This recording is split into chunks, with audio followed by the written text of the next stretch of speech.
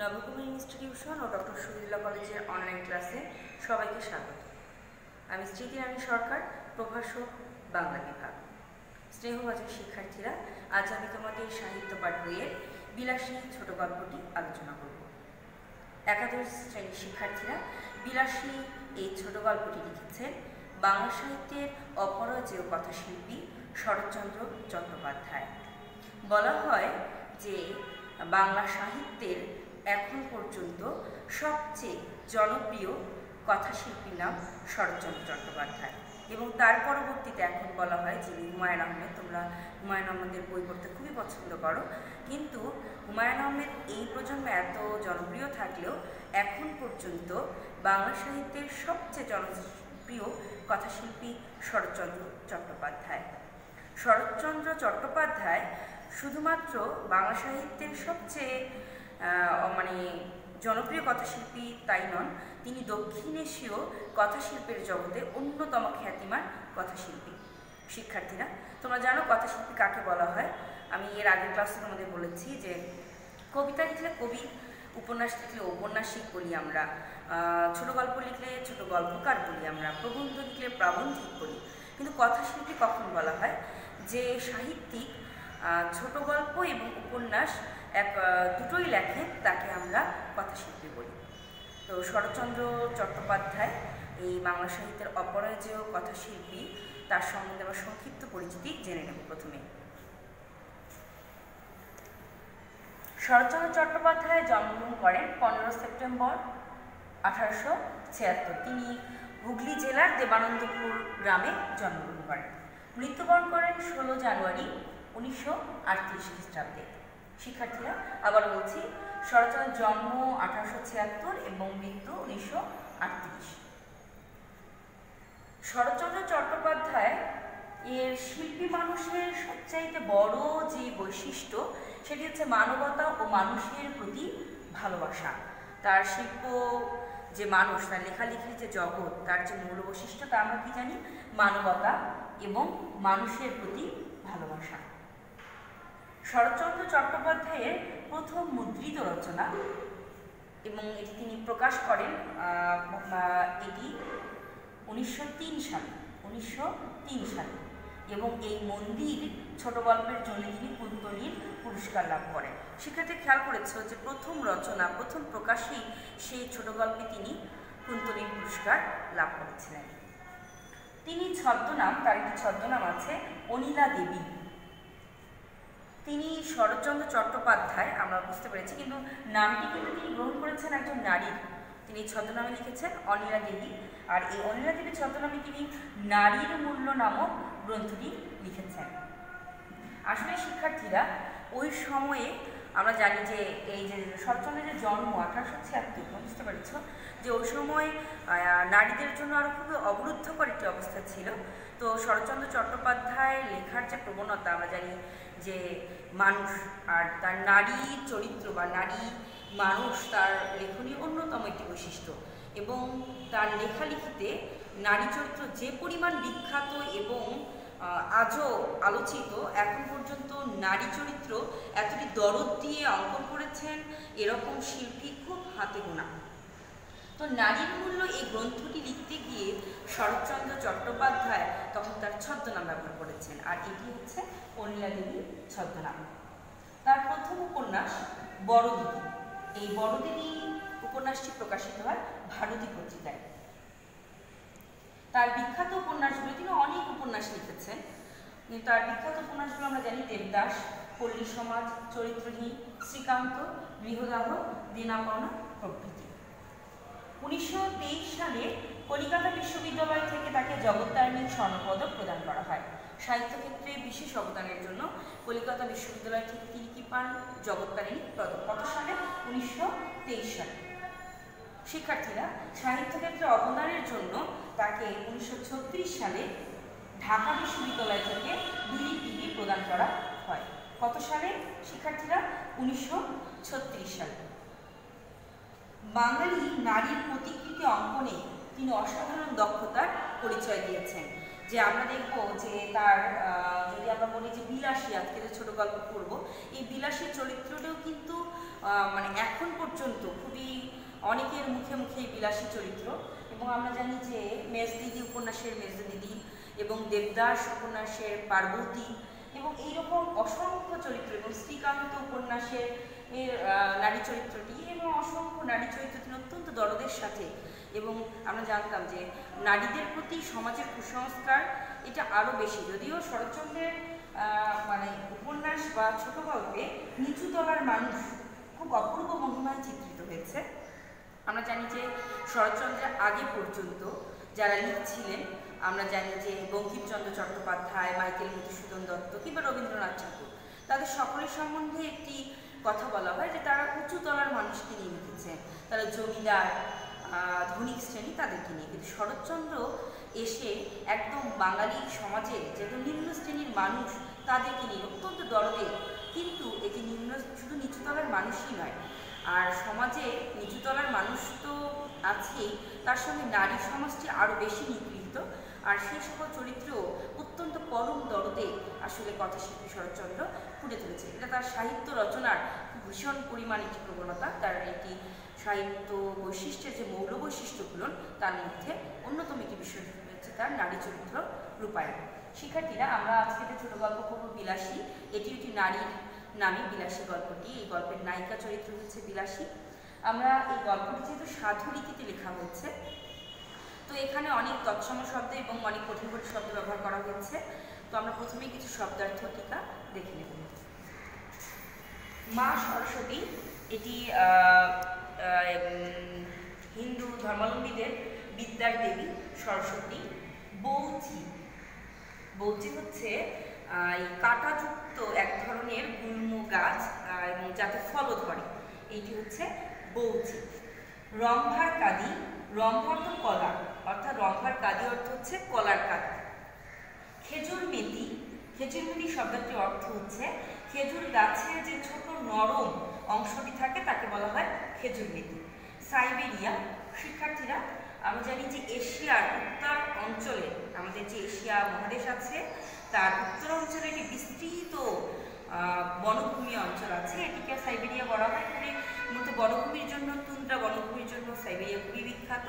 এবং একই সাথে এখানে আমরা জানি যে পৃথিবীর সবচেয়ে বৃহত্তম হ্রদ বৈকাল হ্রদ এখানে অবস্থিত। অ্যাডেন, এটি একটি সমুদ্র বন্দর এবং এই সমুদ্র বন্দর লবণের জন্য খুব বিখ্যাত। এটি হচ্ছে আরবে অবস্থিত এবং আরব সাগর ও লোহিত সাগরের যে প্রবেশ মুখ, এই প্রবেশ মুখের মধ্যেই অ্যাডেন সমুদ্র বন্দর অবস্থিত। পার্সিয়া অর্থ পারস্যকে বুঝিয়েছে। হুমায়ুন, শিক্ষার্থীরা তোমরা জানো যে হুমায়ুন খুব বিখ্যাত একজন শাসক, মুঘল সাম্রাজ্যের প্রতিষ্ঠাতা আমরা জানি বাবর, আর বাবরের পুত্র হচ্ছে হুমায়ুন এবং হুমায়ুনের পুত্র হচ্ছে আকবর। থার্ড ক্লাস, শিক্ষার্থীরা থার্ড ক্লাস বলতে আমি কি বুঝি এটা খুব মনোযোগের সঙ্গে দেখবে। থার্ড ক্লাস অর্থ হচ্ছে অষ্টম শ্রেণী, অষ্টম শ্রেণী। তো এক সময় উপর থেকে নিচ দিকে শ্রেণী গণনা করা হতো, তাহলে আমি দশমকে যদি প্রথম ক্লাস ধরি, ফার্স্ট ক্লাস, আমি নবমকে যদি সেকেন্ড ক্লাস ধরি, তাহলে অষ্টম শ্রেণী কি হচ্ছে আমার থার্ড ক্লাস। একইভাবে সপ্তম শ্রেণী তাহলে আমার কি হবে ফোর্থ ক্লাস, মানে শ্রেণী গণনা করা হতো উপর থেকে নিচ। এখন আমরা নিচ থেকে উপরে বলি প্রথম শ্রেণী, দ্বিতীয় শ্রেণী, তৃতীয় শ্রেণী, তার আগে দশমকে বলা হতো কি ফার্স্ট ক্লাস, তারপর নবম সেকেন্ড এবং অষ্টম শ্রেণী হচ্ছে থার্ড ক্লাস। মালু, মালু একটি সম্প্রদায়, আমরা এই গল্পে দেখব মালু সম্প্রদায় বলতে যারা সাপের বোঝা, মানে সাপ নিয়ে যারা সাপের কবিরাজ, এই অর্থে মালু। কিন্তু মালু সম্প্রদায় বলতে মাছ যারা ধরে সেই জেলে সম্প্রদায়কে বোঝায়। কিন্তু এই গল্পে আমরা মালু শব্দটি অর্থ দেখব যে মালু বলতে এখানে যারা সাপের কবিরাজ বা ওঝাকে বুঝিয়েছে, এই জাতিকে যারা সাপ ধরে জীবিকা নির্বাহ করে, সাপ ধরে। সত্যযুগ, হিন্দু পুরাণে 4টি যুগ আছে। এই 4টি যুগের সত্য, দাপর, ত্রেতা এবং কলি, এবং এই 4টি যুগের সবচাইতে প্রথম যে যুগটি সেটি সত্যযুগ বলা হয়। সেই যুগে কখনো মানুষ মিথ্যা কথা বলতো না, মানুষের মধ্যে হানাহানি, যুদ্ধাভাব এসব কম ছিল, মানুষের মধ্যে নৈতিকতার পরিমাণটা এই সত্যযুগে বেশি ছিল। রসাতলে গেল অর্থাৎ অধপাতে গেল, নষ্ট হয়ে গেল। নিকাহ, এটি আরবি শব্দ নিকাহ, এটি হওয়া আছে এর সাথে আরবি শব্দের সঙ্গে। নিকাহ অর্থ হচ্ছে বিয়ে। অকাল কুষ্মাণ্ড, অপদার্থ, মানে অকালে যে কুমড়ো পেকে যায়, মানে যাকে দিয়ে কোনো কাজ হয় না, সেকে বলা হয় কি অকাল কুষ্মাণ্ড, অর্থাৎ অপদার্থ ব্যক্তিকে, অকেজো ব্যক্তিকে এখানে অকাল কুষ্মাণ্ড বলা হয়েছে। কলিকাল, আমরা হিন্দু পুরাণের যে 4টি যুগ আছে তার সর্বশেষ যুগটির নাম কলিকাল। বলা হয় কলিকালে আমরা যে যুগে অবস্থান করছি, আমাদের এই সময়টা এখন কলিযুগ বা কলিকাল। বলা হয় এই সময় মানুষের অবিশ্বাস বেশি থাকবে, মানুষ মিথ্যা কথা বেশি বলবে, নৈতিকতা খুবই স্খলন ঘটবে এবং সারা বিশ্বব্যাপী অনেক যুদ্ধ বিগ্রহ এসব ঘটবে কলিকালে। বারোয়ারি অর্থ সর্বজনীন, আমরা যে বলি সর্বজনীন বিভিন্ন উৎসবগুলো আমাদের, যেমন বৈশাখী, ফাল্গুন, আমরা এখন সর্বজনীনভাবে এই উৎসবগুলো, এখন আমরা অনেক কিছু ঈদ পুজোগুলো আমরা সর্বজনীন না, সবার অংশগ্রহণে যে অনুষ্ঠান হয় সেটাকে সর্বজনীন করি, আর সর্বজনীনের এই শব্দটি হচ্ছে বারোয়ারি। প্রাতঃস্মরণীয় মানে অত্যন্ত শ্রদ্ধেয় ব্যক্তিকে বলা হয় প্রাতঃস্মরণীয়, মানে একদম সকাল প্রাতঃ আমরা জানি সকালবেলা, মানে সকালবেলা উঠেই আমরা যার নাম নিই বা যাদেরকে স্মরণ করি, মানে অত্যন্ত স্মরণীয় বা শ্রদ্ধেয় ব্যক্তি। ফলাহা নাস্তা, জলযোগ। এন্ট্রান্স, এন্ট্রান্স মানে এখন আমরা যে মাধ্যমিক পরীক্ষা বা তোমাদের যে এসএসসি, আগে সেটাকে বলা হতো কি এন্ট্রান্স, আগে বলা হতো এন্ট্রান্স পরীক্ষা, এখন আমরা বলি এসএসসি বা মাধ্যমিক পরীক্ষা। ধুচুনি, ধুচুনি শব্দটি হচ্ছে ধান বা অন্য কোনো শস্য জাতীয় জিনিস ঝাড়বার জন্যে ছিদ্রযুক্ত বাঁশের তৈরি এক ধরনের এই জিনিস, এটাকে বলা হয় ধুচুনি। মনসা, হিন্দু পুরাণ অনুযায়ী তিনি হচ্ছে সাপের দেবী মনসা। কামাখ্যা, এটি ভারতের আসামে অবস্থিত একটি অঞ্চল কামাখ্যা। একসময় যারা তান্ত্রিক ছিলেন তাদের সেই তন্ত্রমন্ত্রের জন্য এই কামাখ্যা খুব বিখ্যাত একটি অঞ্চল।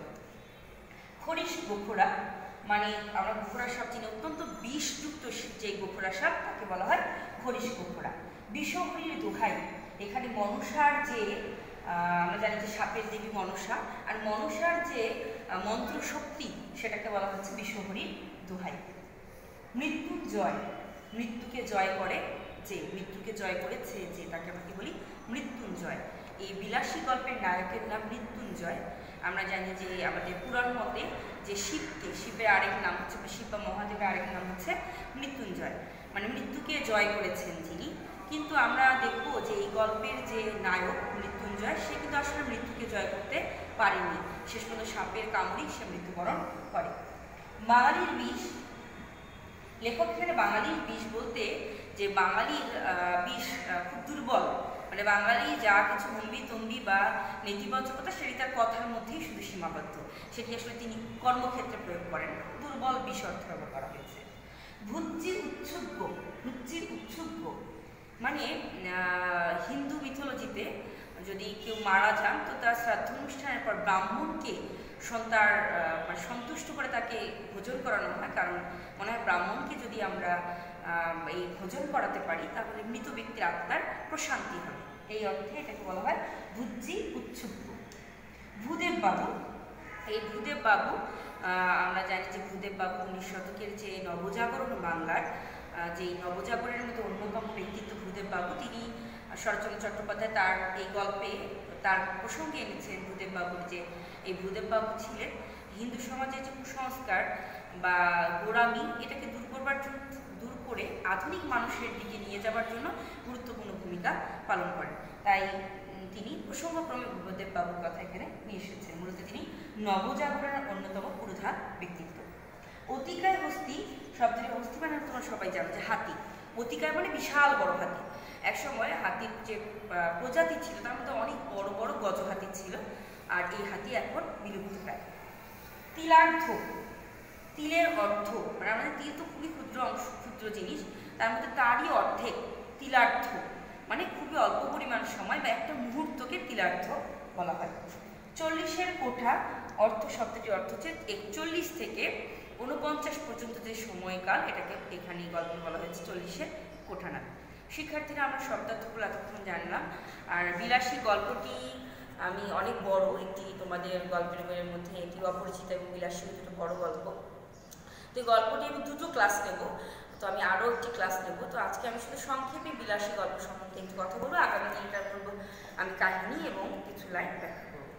তো বিলাসী গল্পের মূল চরিত্র তো বুঝতে পারছো, বিলাসী একজন নারীর চরিত্র, এখানে মূল চরিত্রে আছে নারী, আর আমি বলেই দিয়েছি যে শরৎচন্দ্র চট্টোপাধ্যায়ের সাহিত্যিক প্রবণতা বা সাহিত্য মানসে, সাহিত্য বৈশিষ্ট্যে একটি মানে খুবই বড় একটি জায়গা জুড়ে আছে যে নারী চরিত্র অঙ্কন। তিনি পরম দরদের সঙ্গে নারী চরিত্র অঙ্কন করেছেন এবং শরৎচন্দ্র চট্টোপাধ্যায় নারীদের অবস্থা, দুঃখ, দুর্দশার বর্ণনায় কিন্তু অত্যন্ত বিপ্লবী একজন সাহিত্যিক। তিনি ওই সময়কালে নারীদেরকে নিয়ে এত কিন্তু কেউ লেখেনি শরৎচন্দ্রের মতো। তো একইভাবে এই গল্পটি এই বিলাসী নামক নারীর, এবং এখানে বিলাসী প্রেমিকা এবং এটির প্রেমের গল্প, খুব সাহসী একটি প্রেম এবং এই প্রেমে আত্মত্যাগের একটি সম্পর্ক আছে। আমরা প্রেম বলতে যে প্রেম খুব মহৎ জিনিস। শরৎচন্দ্র চট্টোপাধ্যায় কিন্তু তার যে উপন্যাস আছে, আমি এখানে নাম লিখেছিলাম শ্রীকান্ত, তার আত্মজৈবনিক উপন্যাস এটি।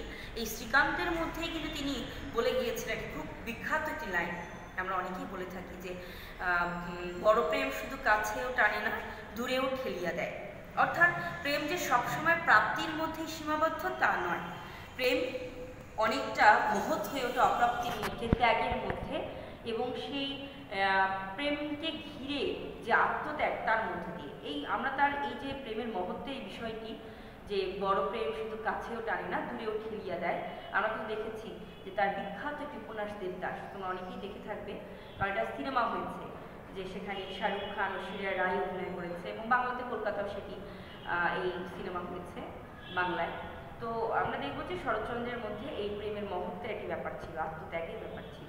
তো বিলাসী গল্পে কিন্তু একটি প্রেম, সংগ্রামী প্রেম এবং আত্মত্যাগ, সর্বোপরি প্রেমের জন্য আত্মত্যাগ এবং একই সাথে সমাজের যে নিম্ন মানসিকতা সেটা ফুটে উঠেছে।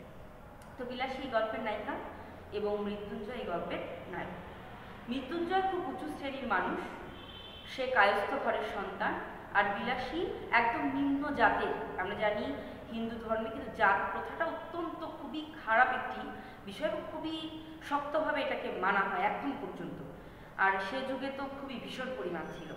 তো কায়স্থ ছেলে মৃত্যুঞ্জয়, আর বিলাসী হচ্ছে তোমার সাপুড়ে কন্যা, একদম নিচু জাত। এই দু জাতে কখনোই বিয়ে হতে পারে না। কিন্তু এই মৃত্যুঞ্জয় একা থাকে, আর এই বিলাসী যাকে, যখন মৃত্যুঞ্জয় আবার খুবই অসুস্থ হয়, এই গল্পের নায়িকা বিলাসী যাকে রান্না করে এবং তার সেবা শুশ্রূষা করে তাকে সুস্থ করে তোলে। এবং আমরা জানি যে মৃত্যুঞ্জয় তাকে বিয়ে করে, কিন্তু বিয়ে করবার জন্য তাকে সমাজে নানা অনাচার সহ্য করতে হয়, একভাবে বিলাসীর উপরও সে অত্যাচার, কিন্তু বিলাসী প্রেমের জন্য সে অত্যাচারকে সহ্য করে। এবং কিন্তু মৃত্যুঞ্জয় শেষ পর্যন্ত তার নিজের সমাজ ত্যাগ করে সে মালোপাড়ায় গিয়ে বসবাস করে, অর্থাৎ জেলে সম্প্রদায়ের সাথে এবং সাপুড়ে সম্প্রদায়ের সাথে সে বসবাস করে। কিন্তু তারপরও সেখানে দেখবো যে সে সাপ নিয়ে জীবিকা অর্জন, সাপ খেলা দেখাচ্ছে, সে কায়স্থ সন্তান, সে যার বড় বাড়ি ছিল, বাগান ছিল, সে কিন্তু প্রেমের জন্যই সে সাপ খেলা দেখায়, সে কবিরাজি মানে সাপের তন্ত্রমন্ত্র নিয়ে ব্যস্ত থাকে। এবং এক গল্পের শেষ পর্যায়ে আমরা আগামী দিন বড় আকারে কাহিনীটি আলোচনা করব, আমি আজকে সংক্ষিপ্তভাবে করছি। যে শেষে এসে এক বাড়িতে গিয়ে সে কিন্তু বিলাসী মৃত্যুঞ্জয়কে কোনো সাপ খেলা বা কোনো সাপের যেতে দেয় না, কারণ সে জানে, কারণ যে সাপুরে মেয়ে, যে এই সাপের সবল কীরকম বা সাপ কত ক্রুদ্ধ হয়ে উঠতে পারে। কিন্তু একদিন সে প্রায় টালবাহনা করে তাকে যেতে দেয় না। একদিন সে দূরে যায় এবং গল্পের শেষে এই মৃত্যুঞ্জয় খরিশ গোখরা সাপের যে ছোবল, সেই ছোবল সে মৃত্যুবরণ করে। মৃত্যুঞ্জয় মৃত্যুকে কাটিয়ে উঠতে পারে না। গল্পের শেষে আমরা দেখব যে বিলাসীও এই মৃত্যুঞ্জয় তার প্রেমিকের মৃত্যুতে সে নিজেও এই সাপের বিষ পান করে সে আত্মহত্যা করে। তাহলে এই যে পুরো গল্প জুড়ে এই প্রেমের আত্মত্যাগ, প্রেম শুধু প্রাপ্তির মধ্যে সীমাবদ্ধ নয়, প্রেম আত্মত্যাগ, প্রেমিকের জন্য যে আত্মত্যাগ, এটা অনেক মহৎ করে এখানে প্রেমের জন্য যে সংগ্রাম, পুরো গল্প আমরা আগামী ক্লাসে যখন পড়বো যে প্রেমের জন্য সংগ্রামটা কি তাদের ছিল দুজনের। এবং একইভাবে যে আমাদের সমাজ কতটা নারীর প্রতি এবং সমাজের যে জাতি ভেদ, এই যে নিচু মানসিকতা, এটাও গল্পে সম্ভবভাবে উঠে এসেছে। শিক্ষার্থী আমি তোমাদেরকে বলবো যে তোমরা গল্পটি বাসায় পড়ার চেষ্টা করবে। আমি আগামী ক্লাসে তোমাদেরকে গল্পটির মূল বক্তব্য সহ গুরুত্বপূর্ণ লাইন আলোচনা করে দেবো। সকলেই ভালো থেকো।